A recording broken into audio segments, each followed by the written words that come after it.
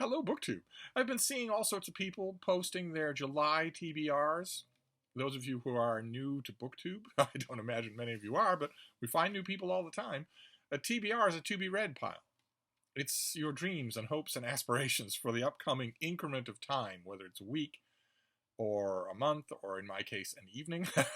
And I've been watching those TBR videos and loving them.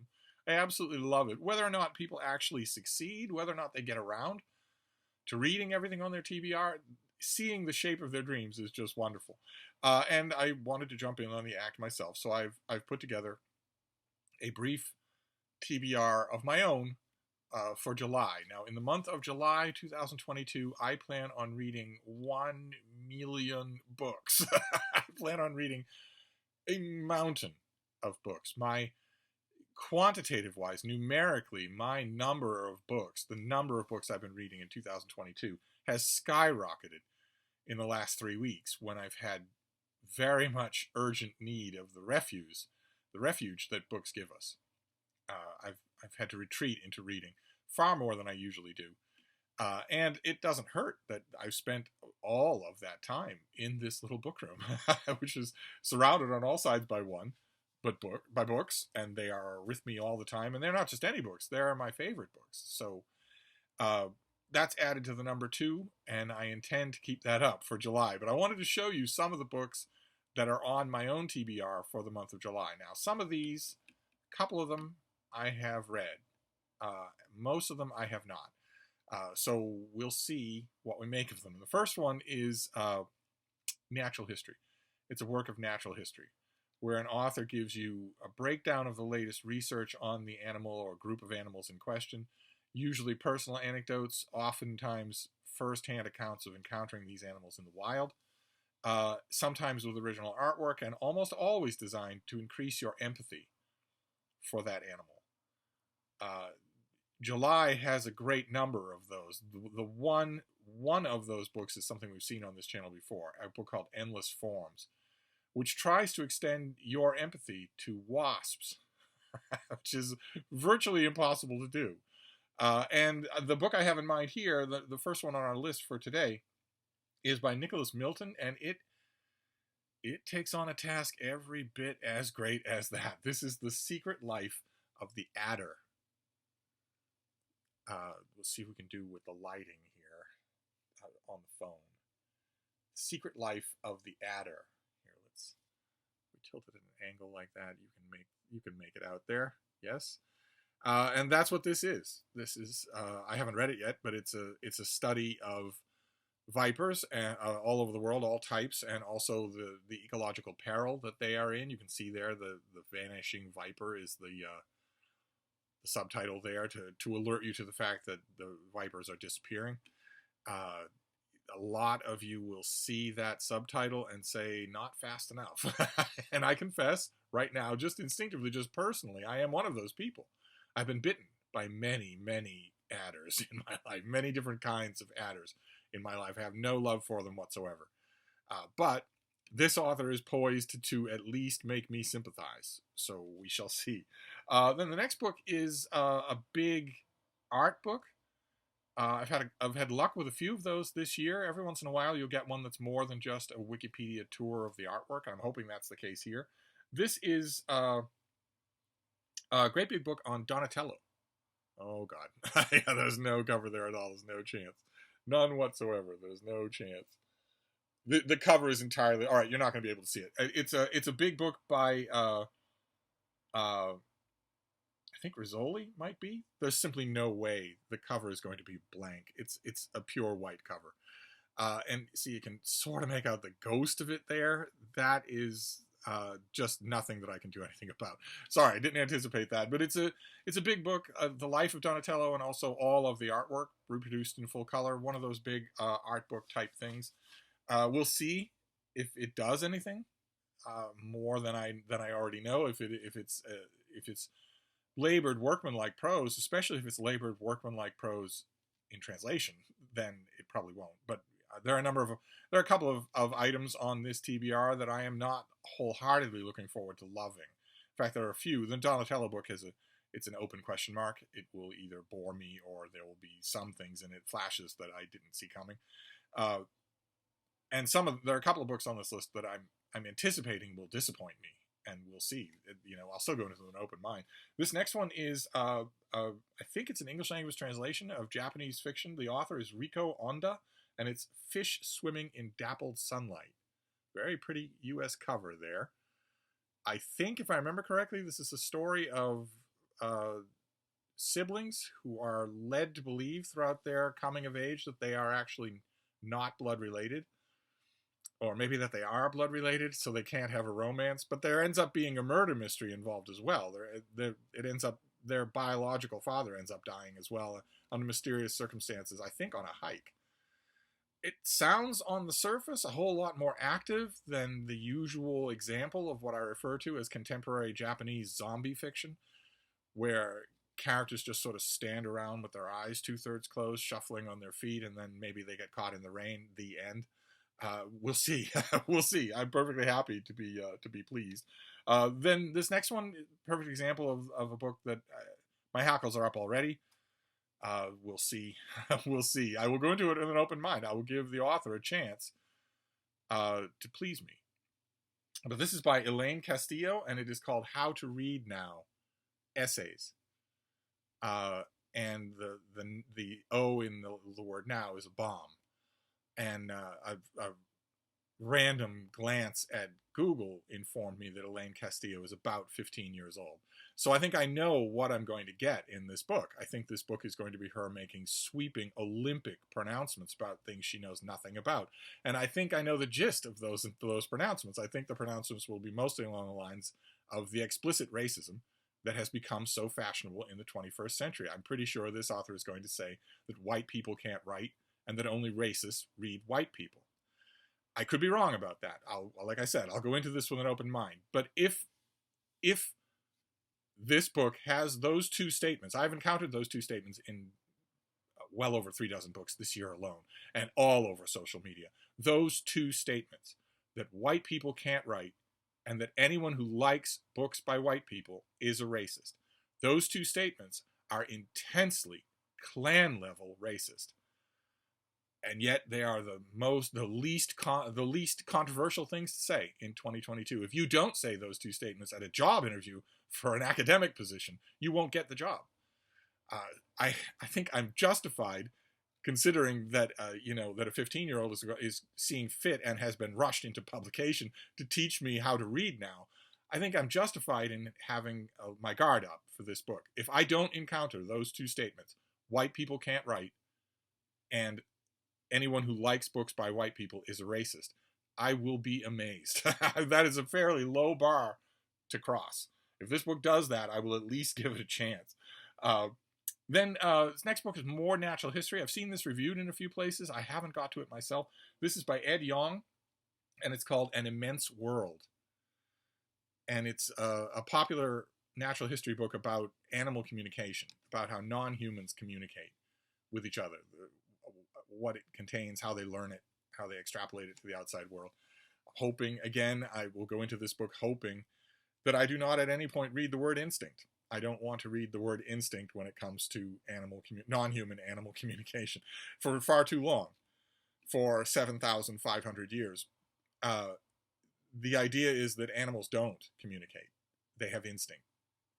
So they come out of the egg or the womb or the pouch or whatever, making certain sounds. They have no idea what the sounds mean. They can't alter the sounds at all. It's not a language, certainly, of any kind. It doesn't contain any kind of imagery, which is exactly the sort of thing that you would say if you held physical torturer's dominion over all those animals. Then, of course, if they can't plead in any kind of court, then you're going to say, well, the rest of them aren't real. They aren't actually talking with each other. Only we can do that. I'm hoping that I don't encounter that in this book. I'm hoping that I don't. Then this next one is, I think, indie. I think this is indie fiction. I've read every book in this series. Sometimes you're just in the mood for Viking fiction. It don't have to be Vin at Revenant Reads for that to be true. It can be anybody. I was reading Viking fiction before Vin was born. before he was a little baby in the maternity ward with a full beard. And this author, Peter Gibbons, really does it well. I really enjoyed all of his previous books. This is the Viking Blood and Blade saga, and this is the latest one, King of War. Again, I want to point out, as I do on so many romance covers, here is one that isn't a romance cover. Don't hold your sword that way, unless your sword stinks. Don't rest your sword on your shoulder. no matter how cool it looks, don't do it. but I know all of the characters involved in this story, so I'm eager to see, just to follow it along. Then this next one, I am overjoyed. I'm really hoping that this isn't just sleepwalking. I'm really hoping that, but I doubt that it will be. This is by M. Brock Fenton and Jens Rydell, and this is A Miscellany of Bats. Just a collection of pieces about meditations on bats, what some latest findings are, what they do, encounters in the wild. Again, a perfect natural history. M. Brock Fenton is Mr. Bat guy. He is Mr. Microchiroptera. So, this is in good hands in terms of an experienced writer. I don't know if Jens Rydell maybe wrote the whole book, and M. Brock Fenton, who has to be getting on in years, maybe wrote a foreword or an introduction, or maybe they wrote this together. But I am always up for a bat book. Always. Then this next one is by Erica Ridley. It looks really, really spirited. It's a romance called Nobody's Princess. And as you can, I'll tread delicately here, but as you can see from the cover, this book is born completely of the alternate reality fantasy in the Bridgerton TV series. I don't know how many of you watch Bridgerton on streaming, but it is a fantastic show. If you have not seen it, you really, really should. It's incredible. Just incredible. They just don't put a foot wrong. All the actors and actresses, the locations, everything. Just the writing especially is just beautifully delicate. Scenes like this did not happen in Regency England. And nothing that you see on the Bridgerton TV adaptation could have happened in Regency England. I don't know what to say about that. I am just assuming that we will now be dealing. I mean, the success of Bridgerton has spawned Bridgerton-esque TV shows, in which the main hero struts onto stage, and the narration says he's in want of a wife, and he's kind of wry and self-absorbed or observant of the world, and none of the misses that are put forward by their well-intentioned mamas look the part. Nothing's really appealing to him about life and searching for a wife in high society. And then he finds a particular someone, maybe who's not noble born. I've seen commercials for at least 2 shows like that, and I can't wait to watch them. They seem like a lot of fun, like a real Regency romp, which I'm always up for. But the young man strutting onto stage in the TV commercials for those series is black. And he's wearing, double worsted wool and whatnot, and he is stepping out. He's strutting onto stage in front of the gigantic country manor house that he owns. So this is fantasy. It might as well be a Regency-era story, a TV show, or a book in which the narration says he's in want of a wife. And then when the camera pans to the front of that gigantic manor house, it's a hobbit. It might as well be that. Now, if that's what we're going to do for period history, just imagine a totally different history, a totally different English history in which black people and white people were exactly the same. No one thought of it. No one mentioned anything about it. They owned gigantic manor houses and had all sorts of, nobody's princess adventures. If we're going to create a fantasy world in which that happened, well, okay. I'm curious to know what the parameters of that, just because I'm such a nudge in that way. I'm curious to know what the parameters of that fantasy world is then. This could not have happened in Regency England. So is this a Regency England in which there was never a slave trade? I don't know. I have no idea. It's like the extended universe of in indie writing. There's an extended Omega universe where there's all kinds of novels. There are murder mysteries. There's science fiction. There's all sorts of friends to lover romances, but they're set in the so-called Omega verse, in which men, a certain kind of man, can become physically pregnant. They can become pregnant and deliver children. And the novels almost never dwell on it, The novel's just, that is the backdrop, that fantasy world, which eliminates women at all in even their cattle bearing capacity. They're just gone. They're not necessary at all. The men, it's all of it. It's all for that. The Omegaverse is all about that. There are thousands and thousands of books set in the Omegaverse. And if you don't know anything about that, you're going to be caught off guard. You're going to be reading it and wondering, okay, well then, but how does this work? What are the parameters of this fantasy world? I'm not saying I won't enjoy the story, but this isn't how things are in reality. So how different is this world? I'm going to have to grapple with that more and more, I'm sure. But Erica Ridley is an author that I think I've read before and like. So I'm always up, like I said, for a Regency romp. I just have to figure out, maybe just turn off the part of my brain that's wondering what the background is of this fantasy world. I have no idea. Then this next one is a known quantity to me, Lorraine Heath. This is the latest. I think this is the third book in a series. This is The Return of the Duke. And this is not, despite appearances, a Regency romance. This takes place in the Victorian era. I think the early Victorian era, which, isn't all that much different, but there'll be a different tenor involved. I wonder how much research there'll be involved, because things did change after the Regency and after the Wicked Uncles. Things did change, and also there was technology involved. It might seem like stone knives and bearskins to us, but there were technological differences. I think I've read the other books in this series. I don't recall noticing either a problem with the narration or a conspicuous amount of research. So we'll see. I think there's an assassination plot on Queen Victoria. Naturally, if you're going to have Queen Victoria in a novel, it has to be that somebody wants to kill her. I don't know why that is. This next one is by Ben Riggs, and it is Slaying the Dragon. Look at that cover, huh? This is a secret history of the role-playing game Dungeons & Dragons, the tabletop game Dungeons & Dragons, which is now, 50 years old? More than that. I don't know about secret history. The origins, the history of Dungeons & Dragons, of D&D, is very, very well known. It's been obsessively documented since its first day. But I'm always up to reading about it. I've known so many people who loved this game. There have been so many mainstream fantasy novels that were born out of a love of this game.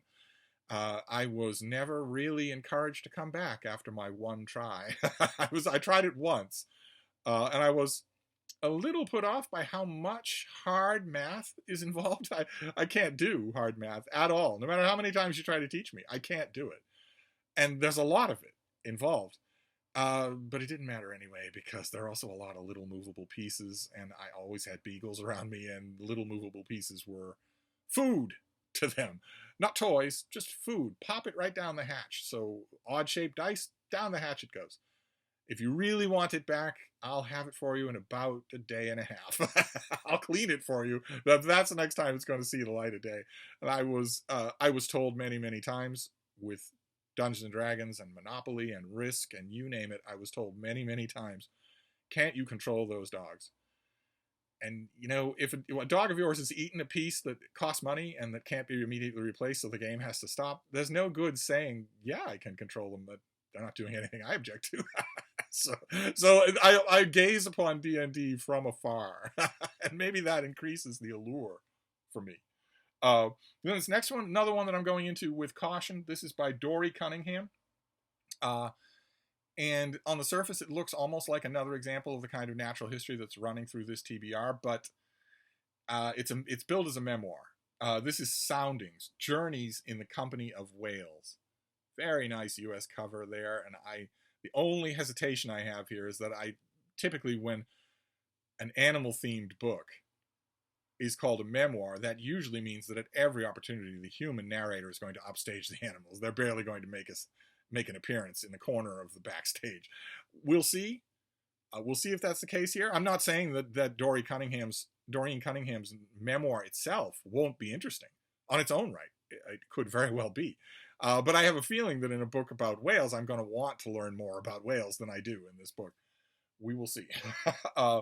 Then this next one is a treat. It's from the folks at Rizzoli, and as far as I know, it's an oversized big thing. I'm hoping that it has all of the original illustrations. This is by Grant Ellis, and it's a gigantic compilation of 60 years of Surfer magazine. So there's going to be a lot of stuff collected in this volume that has never been collected anywhere.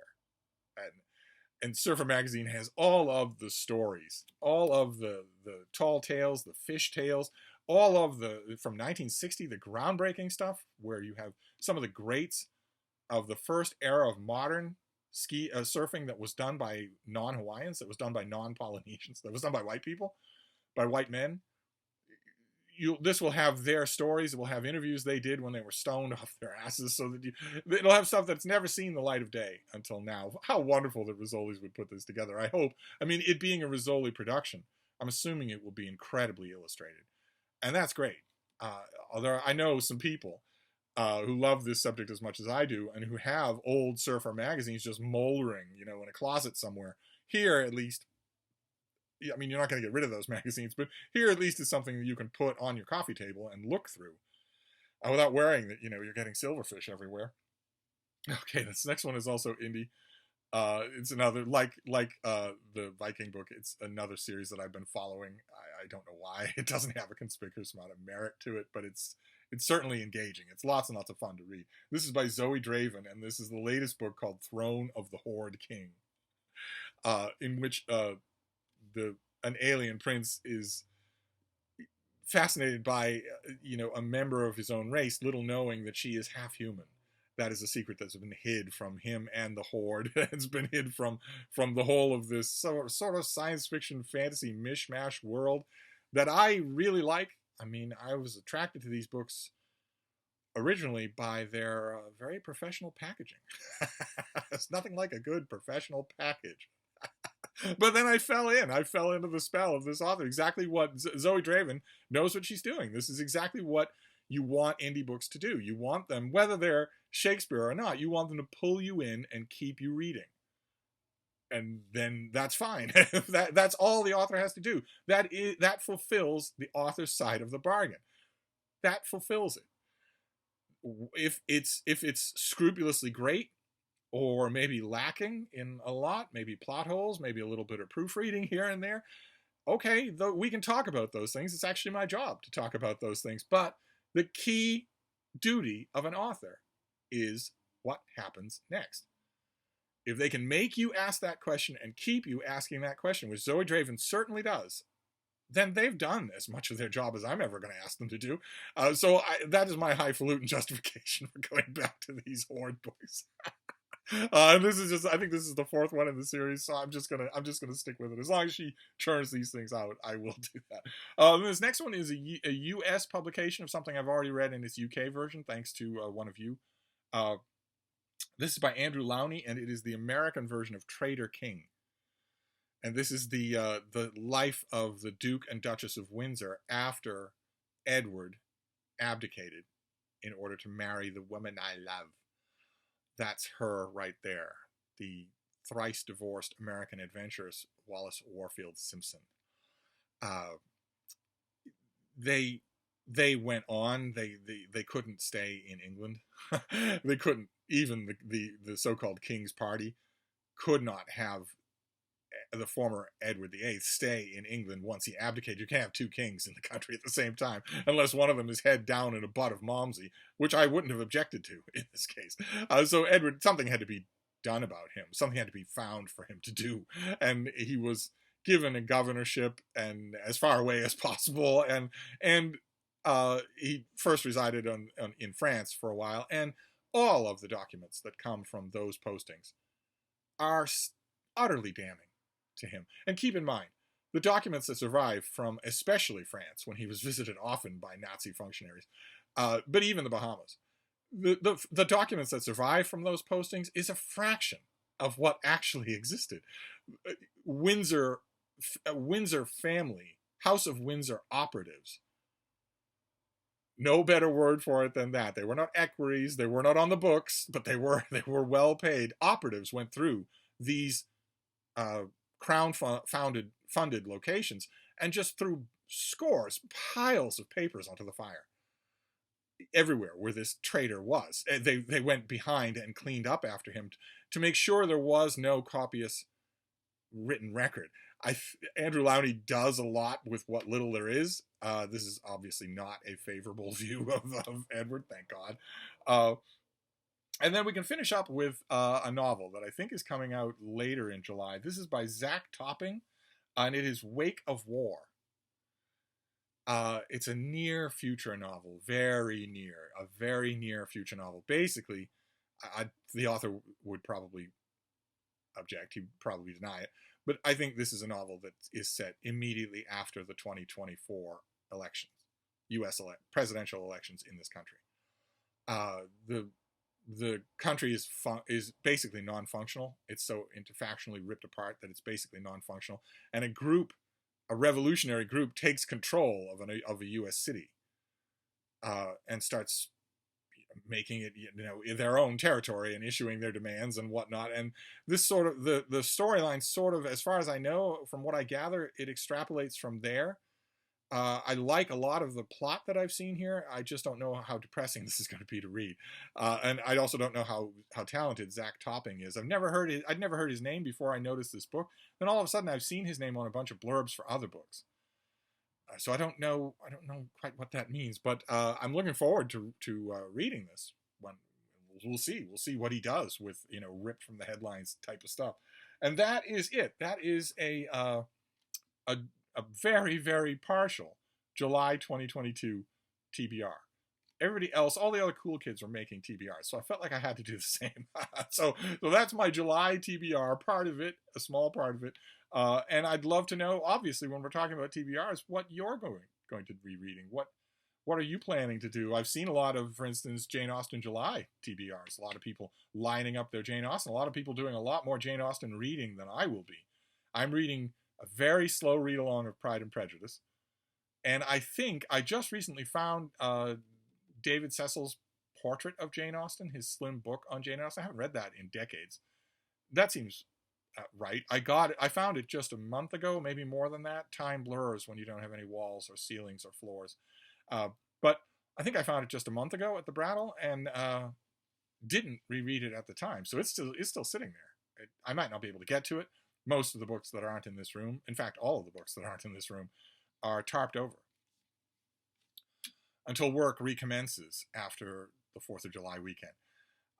They have to stay tarped over, and the tarp is neatly placed and neatly taped. It's sealed against dust and paint and whatnot, so I can't fiddle with it. So I'm stuck with only the books in this room. I shouldn't put it that way, because there are a lot of books in this room, and they're infinitely rereadable. That's why they're here.